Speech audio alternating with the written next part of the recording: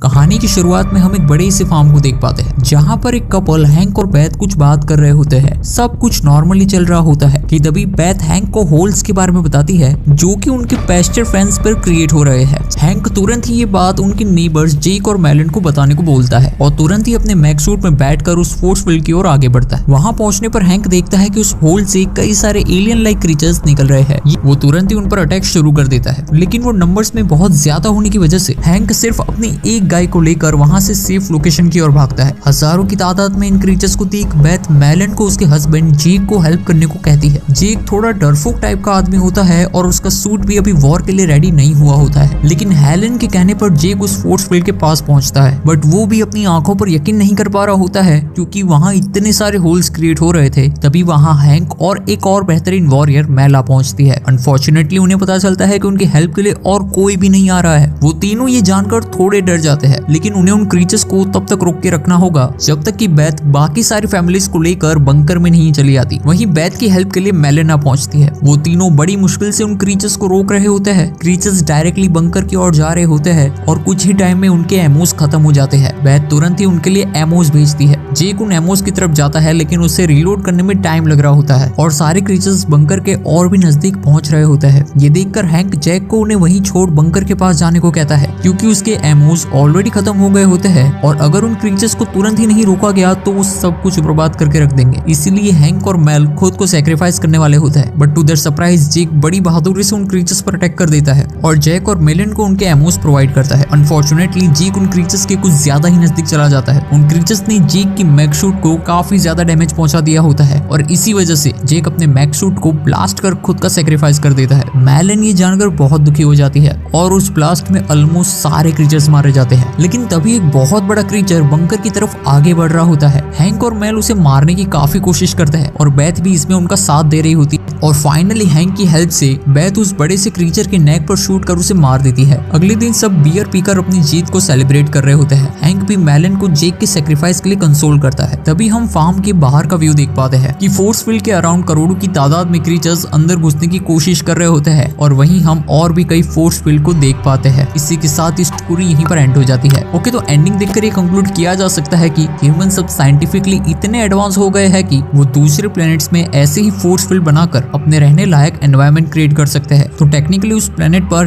Humans ही aliens है और वो क्रीचर्स ही वहाँ के रेसिडेंट्स हैं जो अपने प्लेनेट के लिए ह्यूमंस पर अटैक कर रहे होते हैं। तो यहाँ विलन एक्चुअली में ह्यूमंस है जो जबरदस्ती दूसरे प्लेनेट में फोर्स फील्ड बनाकर रहते हैं। और ऐसे ही प्लेनेट की स्टोरी जहाँ ह्यूमंस एलियंस पर अटैक कर रहे होते हैं जानने के लिए स्क्रीन पे दिए गए वीडियो पे क्लिक कीजिए।